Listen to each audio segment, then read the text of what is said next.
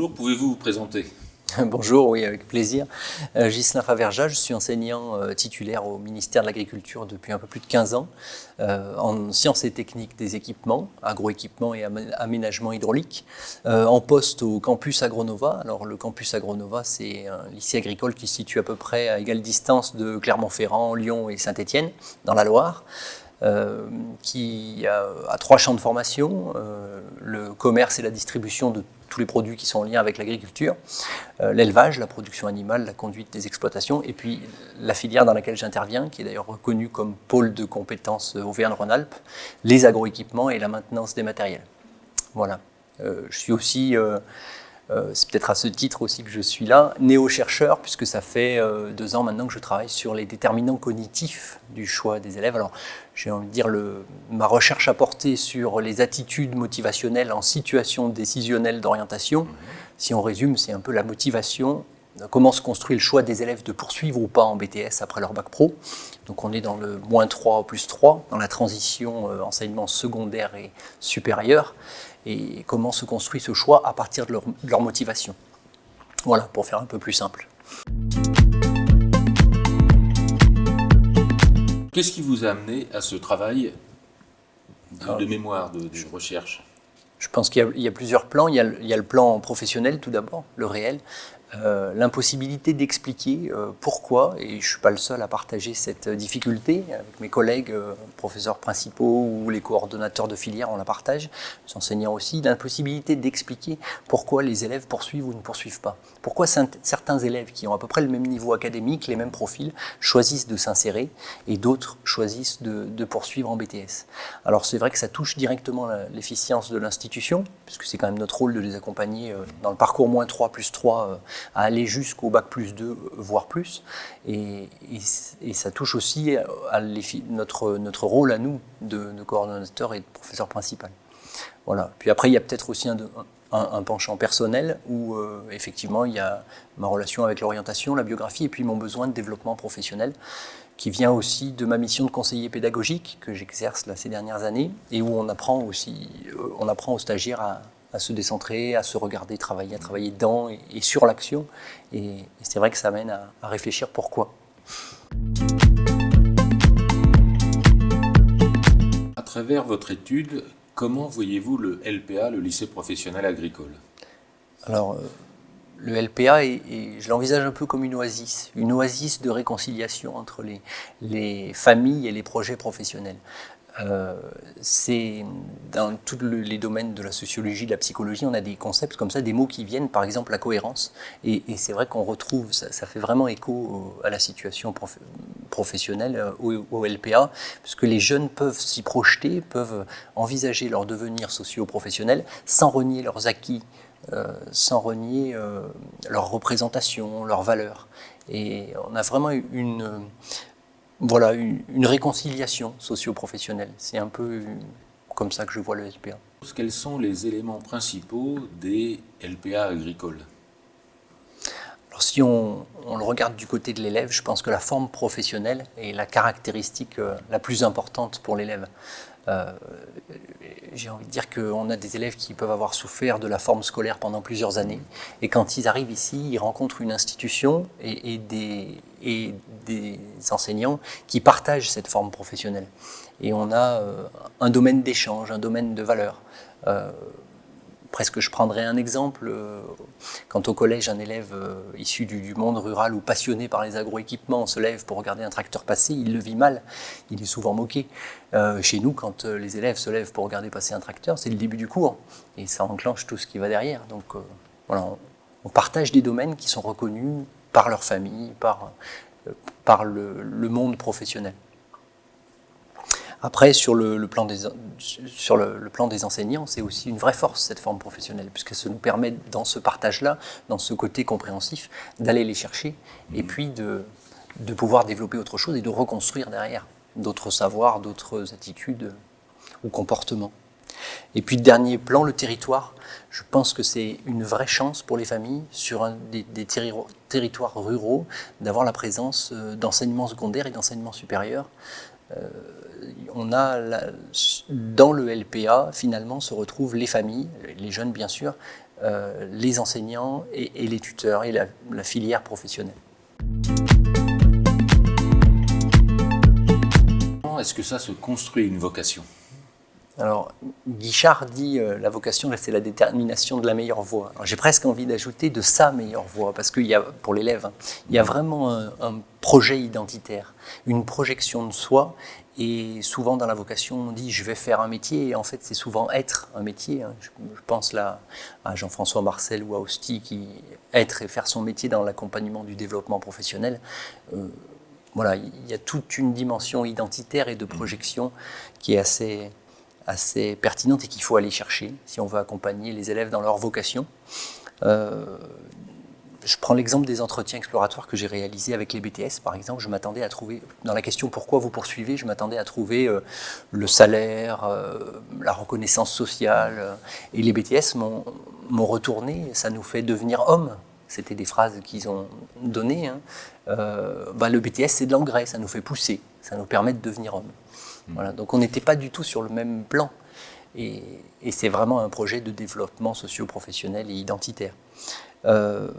Après, dans la vocation, toute la dimension du creuset, toute la dimension de la biographie, des représentations des valeurs, alors on la retrouve dans ce qu'on appelle la théorie de l'autoconcordance, mais c'est un petit peu comme prendre une girouette et essayer d'indiquer le vent à la main. Si vous lâchez la girouette, elle reprend le sens du vent. Et dans la détermination de la vocation, il y a quelque chose qui est là, on ne part pas de rien. Si je comprends bien, dans cette vocation, il y a une part de volonté très personnelle, très ancrée, et également une construction identitaire qui est renforcée par le contexte. Oui, je crois qu'on a les deux dimensions. Pour reprendre encore Jean-François Marcel et le creuset, on ne part pas de rien et on ne peut pas contrecarrer la volonté profonde, finalement, ce qu'on est. Et en même temps, et donc c'est un peu la socialisation primaire, et en même temps on est dans un contexte et on a des multiples socialisations plus tard qui font, alors là on toucherait plus à l'autodétermination, qui font que finalement on va faire des choix et puis s'orienter. Oui, je pense que les deux dimensions sont bien présentes. Si je comprends bien, dans cette vocation, il y a une part de volonté très personnelle, très ancrée, et également une construction identitaire qui est renforcée par le contexte. Oui, je crois qu'on a les deux dimensions. Pour reprendre encore Jean-François Marcel et le creuset, on ne part pas de rien et on ne peut pas contrecarrer la volonté profonde, finalement, ce qu'on est.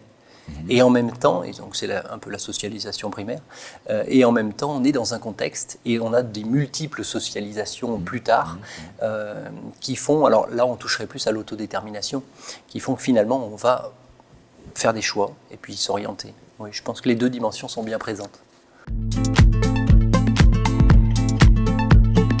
Alors l'orientation est une prise de décision, et comment se fabrique une décision ? C'est vrai qu'on est dans une transition, c'est-à-dire qu'on engage les élèves à faire des projets, faites-en beaucoup, et puis arrive un moment, il faut bien choisir. Et du coup, l'étau se resserre, et j'aime bien la phrase de Lebon qui dit que finalement, le jugement est supérieur à la décision.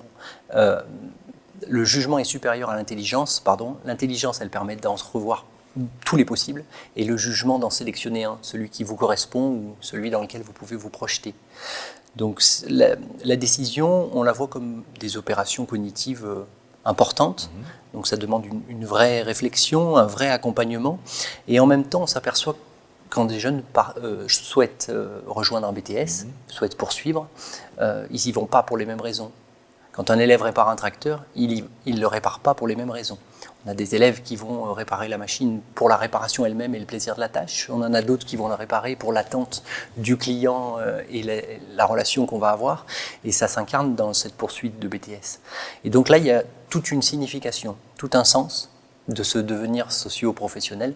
Et Cadet et Chassaigne parlent de référence cognitive d'intensité subjective.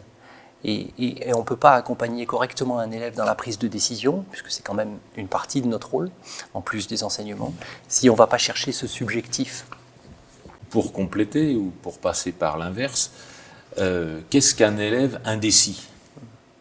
Alors dans les théorie de l'indécision, où quand on approche l'indécision vocationnelle, on parle souvent que l'élève ne se connaît pas assez, on dit souvent pardon, que l'élève ne se connaît pas assez, et qu'il ne connaît pas assez le monde professionnel dans lequel il veut aller, et qu'il faut les aider, notamment par exemple par des modèles ou autres. J'aimerais amener une autre idée, c'est le sentiment d'efficacité personnelle. Beaucoup d'études ont montré, et on le voit bien quand les élèves ont envie d'aller dans une matière ou qu'ils y vont à reculons, on voit bien que l'élève, dans son indécision, se sent souvent pas capable. Et les études ont donc montré que pour le choix des tuteurs de mémoire, par exemple, quand les élèves ont le choix, pour le choix de l'orientation, le choix d'aller en classe ou de ne pas y aller, le sentiment d'efficacité personnelle, se sentir compétent dans le domaine est beaucoup plus fort que l'intérêt. On a interrogé notamment en mathématiques, par exemple, les élèves qui avaient des très bons résultats, et ils n'aimaient pas forcément les maths, mais ils se sentaient très fortement compétents.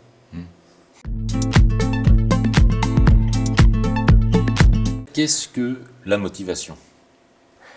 Alors, là, je ne sais pas si on pourra tout développer ou si je vais me rappeler de tout, mais déjà, on peut difficilement parler de la motivation au singulier. C'est les motivations, et Fabien Fenouillet, qui m'a beaucoup inspiré et qui est on l'appelle le maître Yoda de la motivation en France, dit bien que c'est les aspects qualitatifs de la motivation qu'il faut étudier. Alors, la motivation, c'est une expression, c'est un flux et une expression. J'aime plutôt cette approche parce qu'elle est plus précise, une expression de la satisfaction des besoins psychologiques. Alors, si l'élève se sent libre, compétent, et si l'élève se sent affilié, il va être plutôt, on peut dire en langage courant, plutôt heureux, il va pouvoir exprimer de la motivation intrinsèque, et du coup, il va pouvoir réaliser son potentiel. C'est-à-dire qu'on va chercher des déterminants pour expliquer la motivation, parce que la phrase de Bandura, elle est assez symbolique. Pour lui, la motivation, c'est des concepts qu'on met dans un pot pourri et qu'on met dans un modèle intégratif. Elle est un peu critique, mais elle est bien parlante de quand moi j'ai rencontré les coordonnateurs de filière. Lui, il poursuit, cet élève poursuit. Pourquoi? Parce qu'il est motivé. Et alors c'est quoi la motivation? Finalement, on n'est pas capable de l'expliquer. Donc la motivation est un concept difficile, protéiforme, les chercheurs disent, et l'expliquer par ses déterminants, c'est des fois plus facile pour l'enseignant, pour savoir derrière ce qu'il doit mettre en place. Alors la motivation, si on continue un petit peu sur la motivation, la première dichotomie qu'on peut faire, qui est d'ailleurs un peu remise en question, c'est intrinsèque, extrinsèque. Si l'élève qui a de la motivation intrinsèque, il fait l'activité pour le plaisir. Et il va chercher son BTS et il va s'orienter uniquement pour le plaisir de la tâche. Il n'envisage pas du tout la réussite. Extrinsèque, c'est plutôt les pressions de l'environnement. On dit les conditions du mérite. On va répondre à ce que veulent les autres, l'environnement. C'est les stimuli extérieurs. Voilà. Alors après, souvent il y a un exemple assez parlant que j'ai vécu au quotidien avec les élèves. On pourrait prendre pour l'illustrer, parce que dans chaque motivation intrinsèque et extrinsèque, on a encore des sous-motivations. Alors ça paraît comme ça compliqué, mais pour comprendre le fonctionnement et comprendre notre action, nous, d'enseignants, c'est assez intéressant de descendre dans la précision. Prendre un exemple, je distribue une copie à un élève et il la repousse. Et il refuse de faire le devoir. Non, ça c'est pas moi, ça m'intéresse pas. Là, c'est pas son soi. L'exercice que je lui propose, c'est pas son soi. Et ça, c'est ce qu'on appelle une motivation externe. Alors elle est extrinsèque, et en plus elle est externe, elle n'est pas du tout régulée par le self, par lui-même. Alors on va commencer à en discuter, et puis il va falloir qu'on la fasse. Alors on va discuter pourquoi tu es là, et est-ce que vraiment il faut te réorienter, ou voilà, on va rentrer dans la discussion, et puis il va bien falloir que si tu continues, je prévienne tes parents, puis qu'on en discute, qu'on se réunisse. Là on appelle ça la motivation introjectée, c'est-à-dire que s'il se met à le faire, c'est parce qu'il a peur, soit des conséquences, soit de la discussion, voilà. Mais on n'est toujours pas régulé par rapport au self, c'est pas la sienne. Et puis après, dans la discussion avec l'élève, on lui dit, tu vois, tu l'as fait, ce que je te propose, après on va conduire. Allez, on va aller réparer le tracteur une fois que tu fais ça, voilà. Et là, on appelle ça la motivation. Alors, elle est toujours elle est toujours extrinsèque, mais on dit elle commence à être autodéterminée, puisque l'élève peut le faire tout seul. Et là, il se dit, tiens, si je vais conduire, je vais faire le devoir, je peux être en train de conduire. C'est un peu si je travaille, je vais avoir un salaire, ou si je travaille, j'aurai mon examen. C'est toujours de l'extrinsèque, mais on a identifié, on appelle ça la motivation identifiée. Et puis après, sur le continuum d'autodétermination, là où l'enseignant voudrait que l'élève aille, c'est-à-dire qu'il le fasse tout seul sans la pression. J'enlève la pression externe, l'élève continue. Ça, c'est de l'intrinsèque, c'est-à-dire qu'il le fait de lui-même, il le ressent. Alors, je vais prendre l'exemple de l'élève qui vient vous voir et qui dit « Moi, j'ai réparé ma pompe d'injection. Je me suis acheté une pompe d'injection, je l'ai réparée. D'accord, très bien. Et tu vas la revendre ?»« Ah non, ça ne m'intéresse pas. Moi, ce qui m'intéresse, c'est de le faire. » Donc, le vrai plaisir de la tâche et de l'activité sans viser la réussite. Là, on est dans de la motivation intrinsèque. Comme là, maintenant, le vrai plaisir de partager sur ces domaines-là. Cette remise en question de la dichotomie intrinsèque et extrinsèque, où en fait le but de l'enseignant c'est d'amener vers une motivation régulée, et donc vers de l'autodétermination. Donc que l'élève soit en intrinsèque ou en extrinsèque, du moment où il le fait par lui-même, on est un peu sauvé, c'est un peu ça notre objectif. Donc voilà, s'il a identifié que c'était bien pour lui et que ça lui permet de faire l'activité sans que nous on soit derrière et qu'on l'oblige, c'est un peu l'idéal. Vous mettez les élèves, on met les élèves à travailler en situation et puis ils travaillent, ils vous interrogent, vous pouvez aller les aider. Alors après il y a le secours de la didactique qui va permettre d'organiser tout ça, mais c'est un peu cette approche-là qui est idéale. Alors là on n'est plus dans cette dichotomie, on est vraiment sur le continuum d'autodétermination et le but c'est que l'élève soit encore une fois en cohérence entre le soi, lui-même au fond, et puis les activités qu'on propose. Ça m'amène une question. Quels sont les biais ou les choses qui font que les enseignants ont souvent l'impression que les élèves ne sont pas motivés? J'ai un peu envie de dire ce qui s'applique aux élèves s'applique aux enseignants. Et c'est un peu comme ça qu'on accueille d'ailleurs les stagiaires au niveau de l'établissement. Les conditions du mérite, souvent. Alors, il y en a beaucoup, des biais. Mais si on prend un biais important, les conditions du mérite, on doit répondre en tant qu'enseignant à un cours parfait. Les élèves doivent être tous passionnés, tous intéressants. Non, il faut qu'on essaye. Enfin, non. Oui, mais le but, c'est d'essayer, c'est de douter. On doute, c'est le meilleur moyen pour rester sur le chemin de la connaissance, le doute. Et puis, on partage. L'intersubjectivité, c'est ce qui permet d'atteindre l'objectivité. Donc, on essaye. Et puis, des fois ça fonctionne, des fois ça fonctionne pas, puis des fois il y a du bruit. Puis des fois l'élève, si on veut par exemple, on parlait tout à l'heure des besoins psychologiques, que l'élève soit agent de sa réussite et qu'il aime le cours. Il faut qu'il y participe et qu'il le construise. Donc on ne va pas plaquer notre cours, c'est pas parce que notre cours, nous, on trouve qu'il est idéal, typique, que c'est celui qui est parfait, j'y ai travaillé beaucoup de temps et il me plaît. Il peut pas du tout plaire à l'ensemble du groupe classe. Donc remettre en question tout ça, et puis partager avec eux. J'ai presque envie de dire, vous êtes là, je suis là, vous voulez quoi, je veux quoi, et puis on rediscute ensemble. Un exemple sur la fiche TP que j'utilise, moi je suis très attaché à cette forme professionnelle, qui pour moi légitime tout, ou en tout cas toute cette part d'enseignement professionnel. Et la fiche de travaux pratiques qu'on a nous, qui est très importante d'ailleurs pour l'inspection, ou pour les démarches d'apprentissage, cette fiche TP, il y a des élèves, je distribue ma fiche. Moi, monsieur, j'y comprends rien, ça m'intéresse pas. Et puis ça m'intéresse, mais j'y arrive pas. On n'y comprend rien dans votre fiche. Qu'est-ce que vous avez voulu faire? Alors, accepter, ça aussi, c'est une des idées, accepter les affects négatifs. Oui, d'accord, pas de problème. Elle te plaît pas. On en discute. Et là, qu'est-ce qu'il faut mon but, c'est qu'elle ressemble à un ordre de réparation qu'il y a dans les entreprises. Donc, qu'on soit en cohérence avec le milieu professionnel, qu'on ait du sens, que ça ait du sens. C'est une vidéo qui est sur Pollen, d'ailleurs, de Pernou. Et on allez chercher, au prochain stage, vous allez chercher des ordres de réparation. Ou alors on arrête tout, on va visiter des concessions, on ramène des ordres de réparation, et puis l'élève, il va dire, alors, qu'est-ce qu'il faut dans une fiche? Alors, ça correspond aux fiches de CCF et d'évaluation terminale, bien sûr, et on liste. Et les élèves, ils ont construit leur fiche TP. Et si elle ne leur plaît pas, ils sont agents de ce qu'ils ont créé. Et donc, là, on n'est plus en opposition. D'ailleurs, c'est peut-être même l'enseignant qui va dire, là, dans la fiche que tu es en train de créer, regarde, il manque ça. Voilà, donc faire participer les élèves. Et finalement, la forme, ça amène souvent à des formes différentes qu'il faut accepter.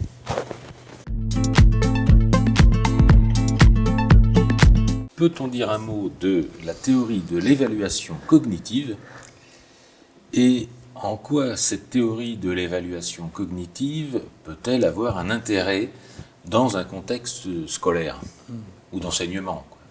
Alors c'est vrai que ça apparaît comme un grand mot, et puis on le doit à De Sirayan notamment, mais la théorie de l'évaluation cognitive, si on descend dans les sous-modèles qui m'ont permis d'approcher cette théorie-là, de faciliter son accès, c'est ce qu'on appelle les modèles hiérarchiques ou le continuum d'autodétermination. Mais elle tient à l'origine, cette théorie, on dit qu'elle est vraisemblable si l'élève a un locus de causalité perçu interne. Alors, ça paraît un grand mot. En fait, il se sent agent de ce qui se passe et notamment de sa compétence.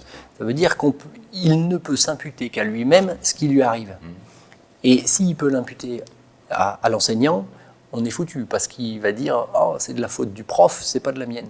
Alors que si l'élève se sent agent de sa compétence ou de sa liberté d'être là ou pas là, et du coup, on est sauvé.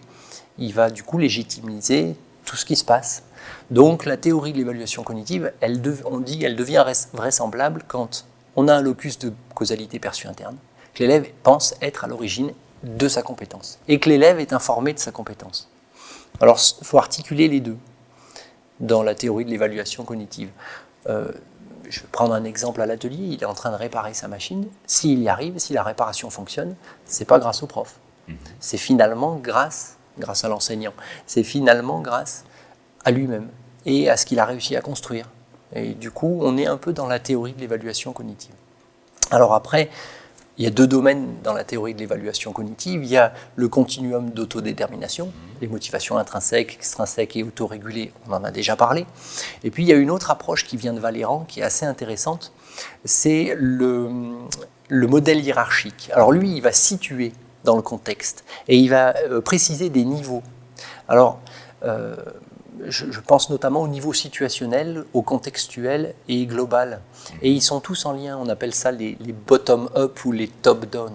Je vais essayer d'expliquer ça avec des situations concrètes. Quand l'élève répare comme il faut un tracteur, il va se sentir, c'est au niveau situationnel, il va se sentir efficace.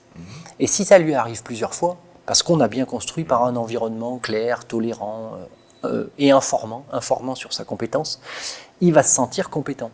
Et là, on passe au niveau contextuel. Alors, compétent académiquement, ça c'est un truc de prof, ou compétent en agroéquipement, dans un domaine. Et s'il se sent compétent souvent dans l'agroéquipement, ou s'il se sent compétent dans plusieurs domaines, mais il va finir au niveau global par avoir une estime de lui-même plutôt élevée, ou en tout cas suffisante. Donc, nous, les enseignants, par ces petites situations, par les valorisations situationnelles, ou en informant correctement l'élève, en l'accompagnant correctement et en l'informant sur sa compétence au niveau de petites situations. On peut imaginer qu'au niveau du domaine des agroéquipements, moi c'est celui-ci qui m'importe, il va se sentir compétent. Alors après, le tuteur va venir par-dessus, les parents, parce qu'ils vont pouvoir discuter le soir en rentrant de ce qu'ils ont fait, puisque c'est des valeurs partagées, et normalement, l'estime de soi, elle monte là. Donc là, le modèle hiérarchique de Valéran, voilà, il nous dit tous ces petits niveaux. Et là, on s'aperçoit que c'est faisable. C'est-à-dire qu'on peut l'appliquer concrètement au quotidien dans notre métier d'enseignant. C'est plus facile que la théorie de l'évaluation cognitive.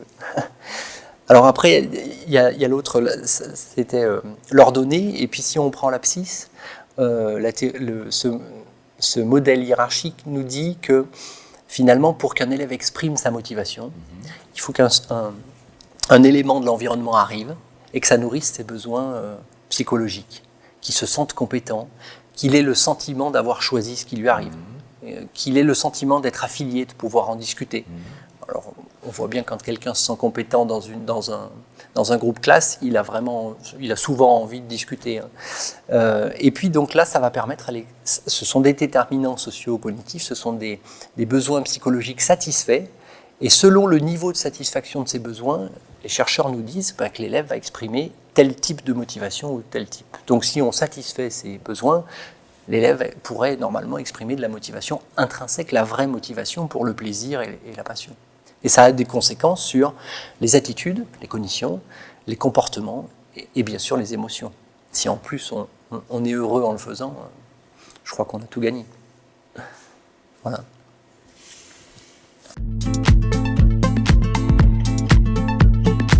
Vous citez dans votre recherche la théorie de l'autodétermination et le sentiment d'efficacité personnelle. Alors, qu'est-ce que c'est, rapidement, et puis quel lien entre les deux, justement, c'est souvent ils sont un peu rapprochés. Alors c'est vrai que quand on travaille dans ce domaine-là, on a un peu l'impression d'avoir deux concepts différents, deux approches différentes, et puis finalement que ça se ressemble beaucoup. Alors là, je remercie Fabien Fenouillet qui écrit dans ses livres qu'il pense qu'on travaille sur des domaines qui sont des concepts qui sont très proches, et cette proximité conceptuelle permet de considérer qu'on est sur le même niveau. Alors, ça a demandé beaucoup d'études, pour beaucoup de recherches pour arriver à cette conclusion-là. Elle est validée, mais c'est vrai qu'on est sur le même niveau. On parlait tout à l'heure de niveau contextuel. Dans les deux cas, on est plutôt dans un domaine des agroéquipements. On se sent compétent. Le vocabulaire, là aussi, est assez important. Il donne une petite idée. On n'est pas efficace dans l'estime de soi. On n'est pas efficace dans les agroéquipements. On est efficace sur le serrage d'une clé. Et puis on est plutôt compétent dans les agroéquipements et on est plutôt heureux sur l'estime de soi. Voilà, donc, les deux se situent au niveau contextuel. Alors si on voulait faire simple, dans l'autodétermination, il y a la compétence perçue.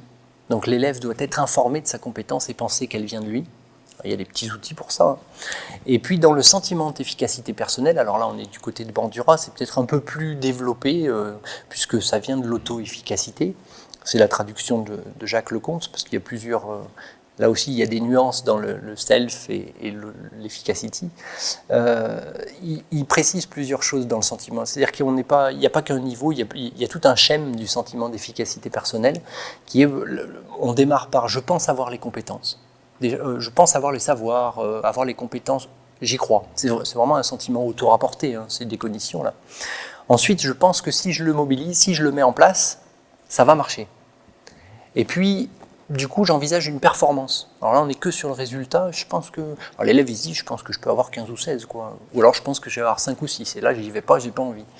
Et puis, la dernière chose, sur laquelle je pense d'ailleurs développer, parce que la recherche et le travail, je pense que là, il y a une vraie importance et un vrai lien, c'est les attentes de résultats. La quatrième chose, c'est, je pense que si j'ai 15 ou 16, ah ben, mes parents ils vont être contents. Si je répare bien mon tracteur, le client, voilà. Et puis mes collègues, quand je vais revenir, là je pense que si mes collègues ils voient l'interview, derrière ils vont m'en parler et je vais être voilà. Donc ça c'est tout ce qu'on a tous, des attentes de résultats.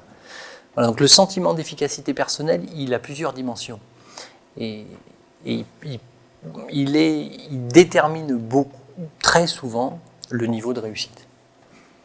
Si je comprends bien ce que l'on appelle le sentiment d'efficacité personnelle, c'est pas seulement la réussite lors d'une séance de travaux pratiques ou la réussite à une évaluation de type scolaire.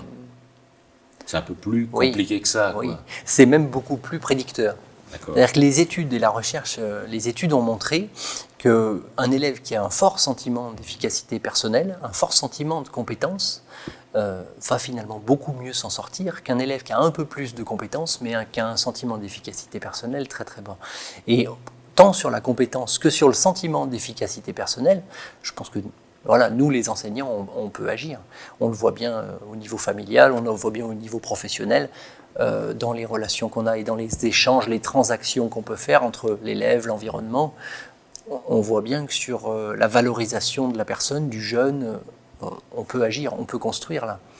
Et effectivement, les études ont montré que c'était beaucoup plus prédictif et que même par rapport à l'intérêt, c'est dans les ouvrages de Fenouillet, même par rapport à l'intérêt, le sentiment d'efficacité personnelle a beaucoup plus de conséquences, est une causalité bien plus grande vis-à-vis de la réussite. Quel rôle peut jouer l'autonomie dans l'intériorisation des motivations extrinsèques? La question est précise. Oui, alors je pense qu'il faut peut-être un préalable à cette intériorisation. Et là, je reprendrai Pernoud et le sens de la situation. Alors, on est aussi, si on remonte un peu, on est aussi dans le sens de l'action de Weber, on est dans toute cette approche-là, et une approche compréhensive de Disley, mais le sens de l'action, si on est dans une situation qui a du sens pour l'élève, qui a du sens donc pour sa famille, qui a du sens pour la profession, voilà, on va pouvoir déjà susciter une motivation intrinsèque. Après, au niveau des motivations, c'est bien l'objectif du pédagogue que les motivations viennent de l'élève et qu'il enclenche un travail en autonomie et qu'on soit juste là pour lui apporter ce qui manque ou pour l'aider ou pour le guider, l'accompagner. Alors l'intériorisation, c'est que les règles données par l'enseignant ou par la structure, par l'institution deviennent siennes. Et c'est cette phrase de Dubay qui est assez représentative de ça. On dit finalement un individu est beaucoup plus maître de lui-même quand il est pleinement socialisé.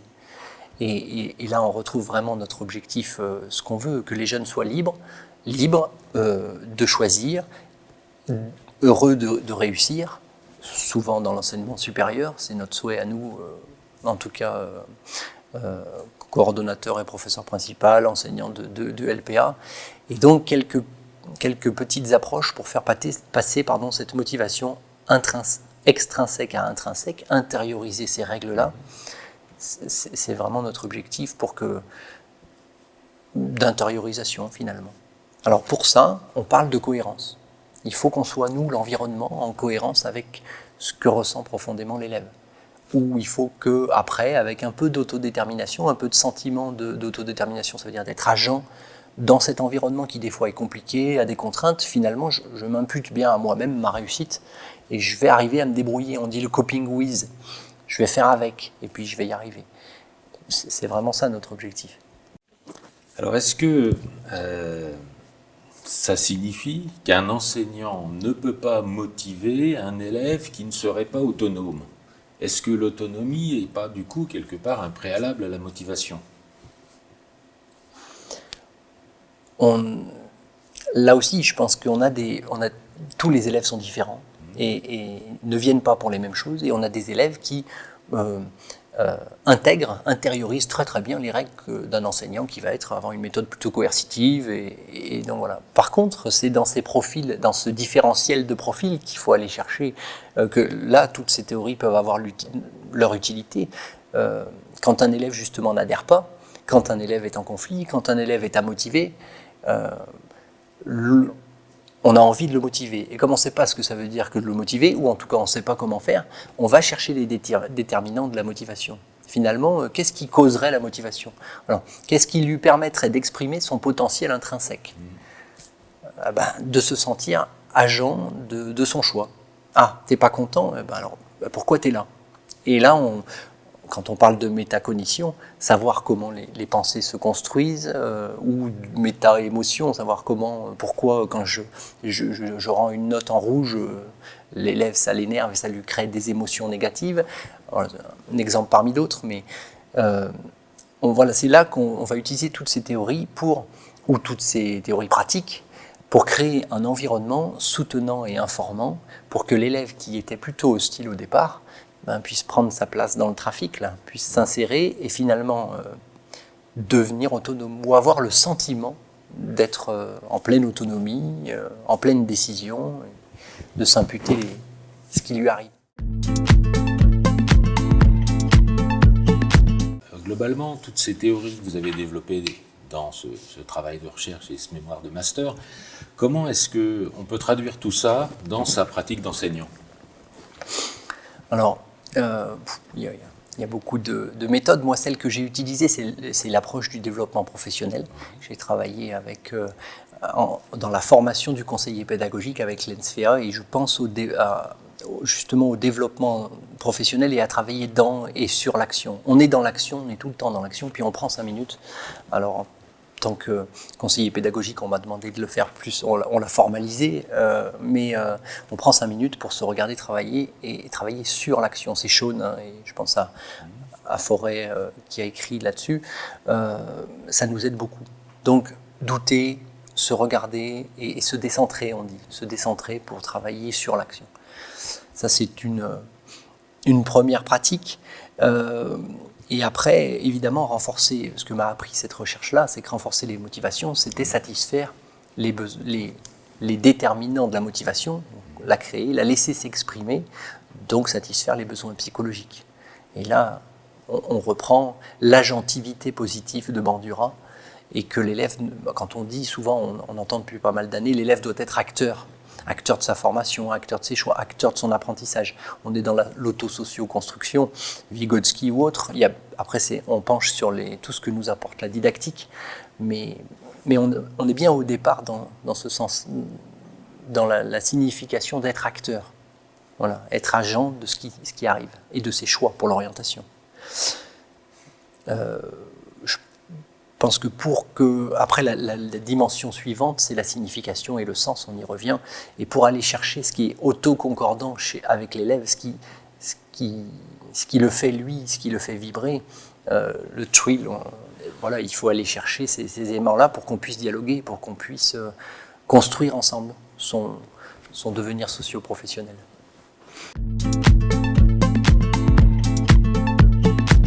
Dans votre discours, le sentiment d'autodétermination, c'est vraiment un point crucial.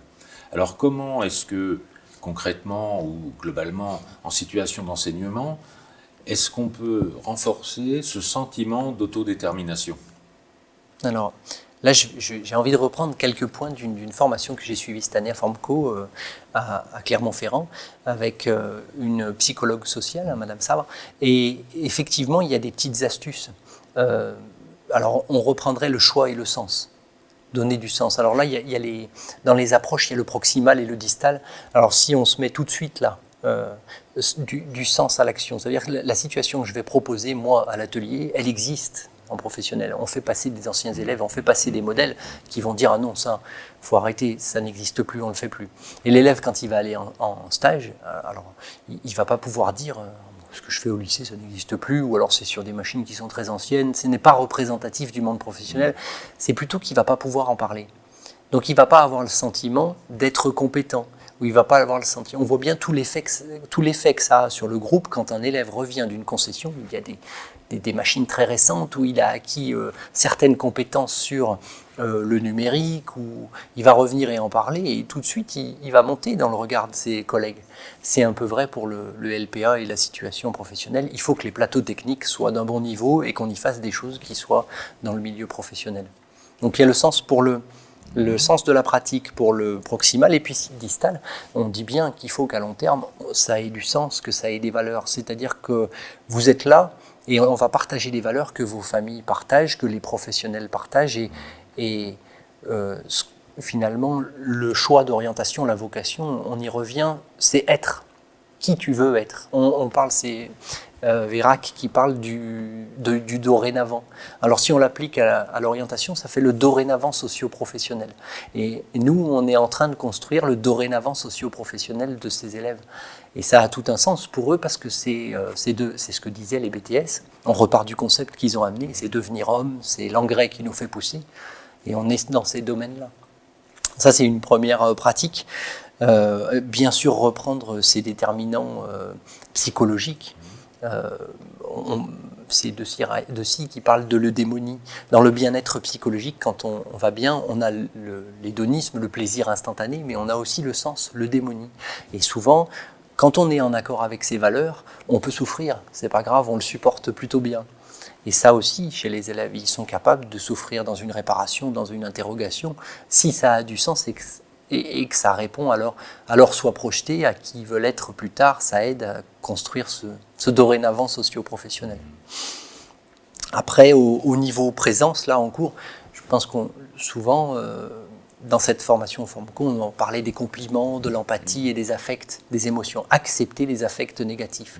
Oui, ma fiche TP te plaît pas, c'est pas non, tu travailles et puis on n'en parle pas, c'est comme ça, je t'ai pas demandé ton avis. Alors, bien sûr, il faut que ça roule et il faut un cadre, mais on peut en rediscuter. On prendra 5 minutes pour en discuter, puis ça peut peut-être être... Alors, là, je pense à la communication empathique à Rogers, qui a beaucoup écrit là-dessus, et puis à ceux qui ont repris Hertz, et puis je fais venir chaque année l'ONG Oumani par Jean-François Bernardini, qui travaille beaucoup sur la communication non violente, et qui vient, alors c'est un article qui est d'ailleurs que j'ai mis dans les écrits que j'ai envoyés, et qui vient chaque année à Montbrison. Alors on en profite pour amener les secondes. C'est eux qui vont commencer et qui vont qui vont créer les conditions de travail pendant 3 ans ou 5 ans dans le LPA, dans le lycée. Et donc, dans cette communication empathique, là, on a ces affects-là négatifs. Ah, ça va pas, t'es pas content, alors ben pourquoi? Et puis, on communique. C'est le chacal et la girafe. La girafe, c'est celle qui a le plus gros cœur de tous les animaux, et puis le chacal le plus petit. Et on peut être chacal ou girafe, et voilà. Et ça, c'est le début de beaucoup de choses, cette communication empathique et cette acceptation des affects négatifs, qui d'ailleurs peuvent tout à fait prendre une forme très respectueuse, ce qui est important. Mais il faut qu'on se comprenne, qu'on s'entende, et puis que je vois pourquoi ça ne vous plaît pas. Alors, comment est-ce que vous avez construit cette étude? Alors, heureusement, on a beaucoup d'aide, hein. Moi, j'ai été, donc Thierry Michalot, qui a été mon directeur de mémoire à l'UJM, à l'Université de Saint-Étienne, m'a beaucoup apporté, beaucoup guidé, parce qu'on rentre dans un monde scientifique, avec des courants théoriques, des protocoles, des résultats, des statistiques descriptives, inférentielles. On ne peut pas faire ce qu'on veut, et d'ailleurs tant mieux, parce qu'on apprend beaucoup de choses, et notamment toute une démarche et une méthodologie. Alors déjà, ça se situe dans des courants. Alors on parlait tout à l'heure des courants, le courant positivisme, le courant compréhensif. Voilà, on a des courants de recherche, des courants théoriques. Et puis ensuite, alors il y a un terme qui est la recherche en sciences humaines, la recherche hypothético-déductive falsificationniste. Alors ça veut dire quoi? Ça veut dire on va chercher sur le terrain des éléments, on a de l'autre côté, à partir des théories, on en déduit une forme de pensée ou des cognitions, et puis on va chercher sur le terrain des concepts. Et puis on va les confronter. Alors, une fois que j'avais choisi un petit peu le domaine dans lequel théorique, et que je mettais, on dit l'ancrage théorique, bien ancré pour être sûr de ne pas être en dehors des clous, et de bien savoir de quoi je parlais, je suis allé chercher chez les élèves et chez les coordonnateurs, enfin chez les enseignants, les concepts. C'est là où je suis tombé dans la discussion, je m'attendais à tomber sur les salaires ou sur les attentes extérieures. Moi, je suis tombé sur des déterminants cognitifs qui étaient subjectifs. Voilà ce que je veux devenir et voilà ce que j'aimerais être. Et puis chez les coordonnateurs, la motivation. La motivation était de tous les discours. Une fois qu'on a ça, eh ben on va aller les confronter à justement ces théories, et puis on va utiliser des outils mathématiques comme les tests psychométriques en psychologie, et pour recueillir des déterminants conscients. C'est-à-dire que là, on est dans les attitudes. Donc les attitudes, c'est les cognitions, et j'avais pas ni l'antériorité en recherche, ni les moyens, ne serait-ce qu'en termes de temps, mais même matériels, de partir sur tout ce qui était les déterminants inconscients, puisqu'on a une grosse part de nos choix. On disait tout à l'heure des déterminants aux dimensions subjectives. On a une grosse part de nos choix qui est déterminée par l'inconscience. Donc là, on a laissé ça de côté, et moi j'ai travaillé sur l'autorapporté.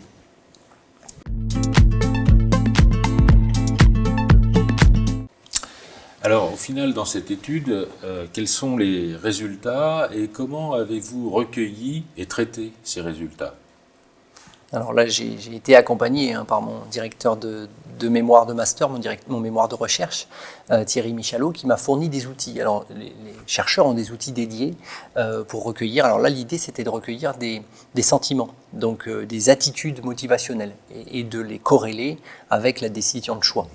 Donc on est dans la statistique descriptive, des moyennes, des écarts types, et puis dans la statistique inférentielle, où on va venir confirmer qu'on a bien ce qu'on appelle les différences justes notables, les différences vraies, selon les profils.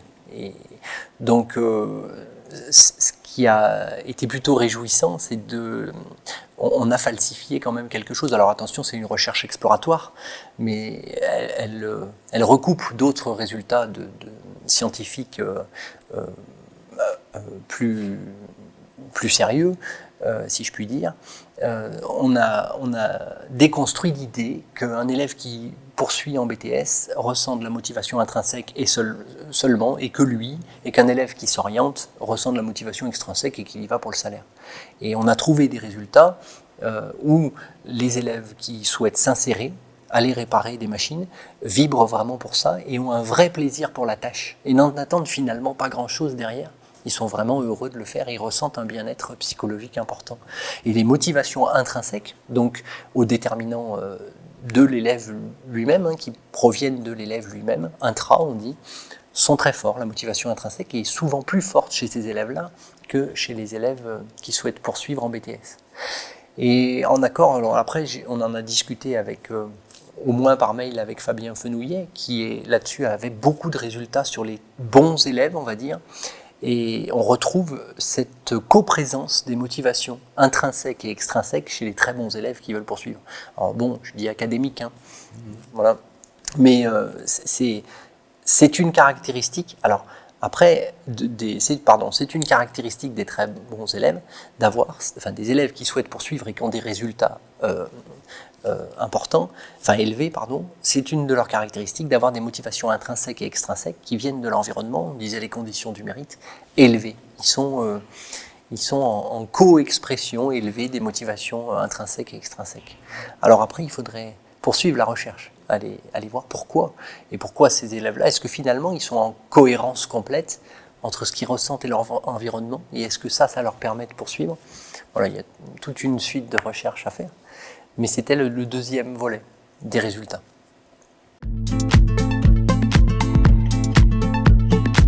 Quelle conclusion d'ordre pédagogique tirez-vous de cette étude? Et quel lien faites-vous avec des situations d'accompagnement des apprenants? J'ai envie de dire qu'on parle beaucoup de motivation et la première chose, c'est de clarifier ce concept. Et c'est déjà très utile pour nous de savoir que quand on veut parler de motivation, il faut parler de qualité, c'est l'aspect qualitatif de la motivation.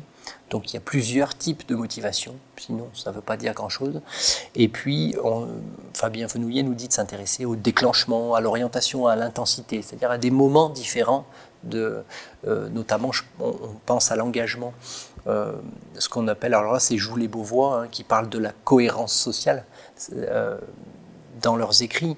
L'effet boomerang, par exemple, c'est quand on va s'engager, ils l'ont trouvé au niveau des recherches en faisant s'engager des gens pour des causes qu'ils ne défendaient pas forcément. Et finalement, ils arrivaient à défendre ces causes après. C'est-à-dire que l'acte est engageant et quand on s'engage, finalement, on se sent engagé. Cet effet boomerang-là. Et au niveau de la motivation, il faut bien distinguer tous ces moments-là. Le moment de la volition, de l'acte, le moment de l'orientation de la motivation, le déclenchement, la persistance. Voilà, donc on ne peut pas parler de la motivation. C'est les motivations et beaucoup de moments différents et de façons de l'exprimer différentes.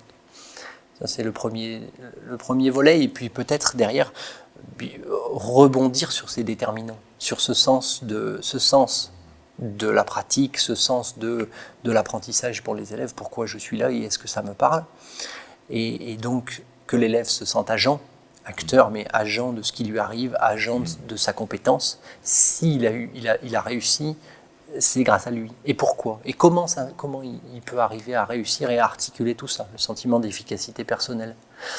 Et après, on glisse tout doucement sur l'intériorisation des processus. Finalement, on va retrouver. L'idéal est bien de trouver un groupe classe qui fonctionne tout seul et qu'on peut aller aider. Et donc, il faut que ces règles-là deviennent les leurs, ou en tout cas qu'elles aient un sens pour eux, pour qu'ils puissent les accepter et les intérioriser. Donc là, on découle tout doucement sur tous ces processus d'intériorisation. Peut-être reprendre juste dans la théorie de l'autoconcordance, le fait que pour approcher quelqu'un et pour pouvoir construire avec lui, il faut qu'on aille chercher ce qui fait sens pour lui. Et donc, ce qui est concordant avec ce qu'il projette. Si on est à côté, à mon avis, on ne va pas construire ensemble. Est-ce qu'il y a des précautions pour agir en situation d'orientation? C'est vrai que notre objectif quand même, parce qu'on sait que l'avenir sera sûrement plus facile pour un jeune s'il a un diplôme de Bac+2 ou de Bac+3, donc notre objectif à nous, enseignants, c'est bien qu'ils poursuivent. Ce qui l'empêchera pas d'aller réparer des tracteurs dans une concession, qui peut le plus, peut le mieux, donc peut le moins, pardon, donc c'est pas gênant. Mais alors sans se prendre pour les conseillers d'orientation, parce qu'il existe tout un courant théorique de la théorie sociale cognitive de l'orientation scolaire et professionnelle, qui notamment est très riche quand on a traité de ces sujets-là. En même temps, on s'aperçoit que les élèves qu'on rencontre, nous, dans l'enseignement professionnel, ils savaient un petit peu ce qu'ils voulaient faire et ils ont souvent dit moi je sais ce que je veux faire, j'ai pas besoin d'un conseil d'orientation. Sur la centaine d'élèves qu'on a, nous, élèves ou étudiants sur le campus Agronova, je pense que je peux compter sur les doigts d'une main ceux qui ont rencontré un conseiller d'orientation. Ils savaient a priori ce qu'ils voulaient faire. Mais une fois qu'on est dans l'enseignement professionnel et pour poursuivre dans l'enseignement supérieur, c'est pas si facile que ça et on sait qu'on peut être en échec assez rapidement et que toute la dimension psychologique a beaucoup d'importance.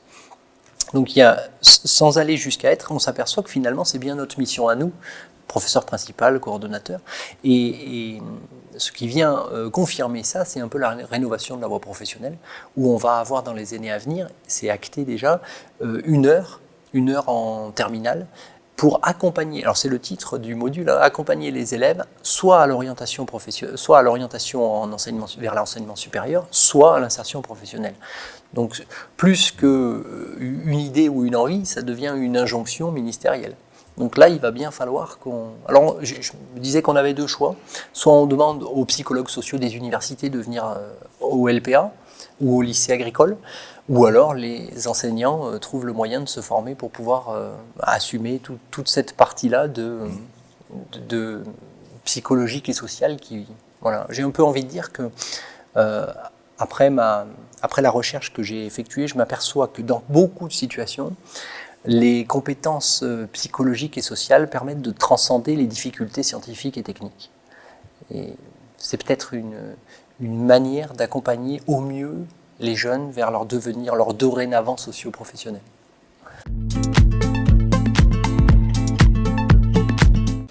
Nous avons balayé un grand nombre de concepts, de pistes, mais en résumé, quels sont les éléments principaux qu'on pourrait garder pour agir en situation d'enseignement, en situation pédagogique? Et il y en a beaucoup. Je ne sais pas si je vais arriver à tous les redire et surtout à ne pas en oublier, mais tant pis, je me lance. Peut-être un qu'on n'a pas beaucoup développé, c'est se centrer sur la tâche. Là, on est vraiment dans l'intrinsèque et l'extrinsèque, alors même si la dichotomie est remise en question, mais les conditions du mérite et ce que chacun attend, et finalement non. Se centrer sur le plaisir que l'on a vraiment et qu'on ressent quand on effectue cette pratique, quelle qu'elle soit. Et si on est en cohérence et en accord avec ce qu'on ressent, le sens, les valeurs, on va prendre un vrai plaisir. Le nom est difficile à prononcer, alors je vais sûrement me tromper, mais je crois que c'est Csikszentmihalyi Mihaly, c'est un chercheur qui a travaillé sur le flow, le courant qu'on ressent. Et en fait, on s'aperçoit que c'est l'équilibre entre le défi et la compétence. Ceux qui créent les jeux vidéo l'ont très bien compris, hein, et on reste au milieu entre un équilibre entre le défi et la compétence, et on s'intéresse finalement pas du tout à ce qui arrivera plus tard. C'est le vrai plaisir de la tâche. Et je crois que ça, c'est très important. Et finalement, on s'aperçoit que dans les cours qui fonctionnent assez bien, l'enseignant prend autant de plaisir que les élèves à venir, à pratiquer, à échanger. Et alors, c'est pas toujours le cas, et puis il y a beaucoup d'aléas, mais c'est un peu ça l'idéal, c'est qu'on prenne tous beaucoup de plaisir à être là sur le moment et à accompagner vers quelque chose qui a du sens. Donc le deuxième élément, sûrement, comme le dit Pernoud dans la vidéo, c'est le sens. On ne peut pas se passer de la signification des choses. Voilà. De donner quelque chose à faire sur le court terme ou sans envisager, se projeter dans le projet professionnel à long terme, les deux doivent avoir du sens et être en cohérence. Après, on est évidemment c'est toute la partie métacognition, c'est se regarder faire et si on veut apprendre à l'élève à maîtriser ses émotions, à les comprendre au moins, à comprendre pourquoi il ressent ça à ce moment-là quand je lui distribue la copie et qu'il se ferme comme une huître, par exemple, parce que c'est une situation conflictuelle pour lui, qu'il remet en question ou il ne se sent pas compétent. Si on veut l'aider à comprendre la construction de ses émotions, donc la méta de ses émotions, la partie méta, je dis souvent dans ce mémoire-là, dans cette recherche, je suis passé de la méca à la méta. C'est souvent ça. Ou l'accompagner dans la construction de ses pensées, la métacognition. Il faut déjà que l'enseignant soit capable un petit peu de s'y retrouver. Et déjà, alors ça, dans l'accompagnement des stagiaires, ça aide beaucoup, mais se regarder faire, travailler sur l'action et puis voir pourquoi et comment ça s'articule. La même chose que le méta-apprentissage en didactique. Et là, on reprend le travailler dans l'action et sur l'action. Voilà, il y a peut-être des pistes. Alors, on crée les conditions d'un environnement soutenant et informant, clair, mais qui informe l'élève sur sa compétence et qui le rend acteur, agent de sa compétence. Mais finalement, tout ça, moi, je l'ai acquis grâce à la recherche. Et peut-être qu'on pourrait résumer en disant il faut rapprocher la recherche de l'enseignement et inversement. Mais Ghislain Faverja, alors merci beaucoup pour cette intervention et puis bonne continuation dans votre métier d'enseignant au lycée professionnel et puis dans vos travaux futurs de recherche. Merci beaucoup, c'était Merci. un vrai plaisir.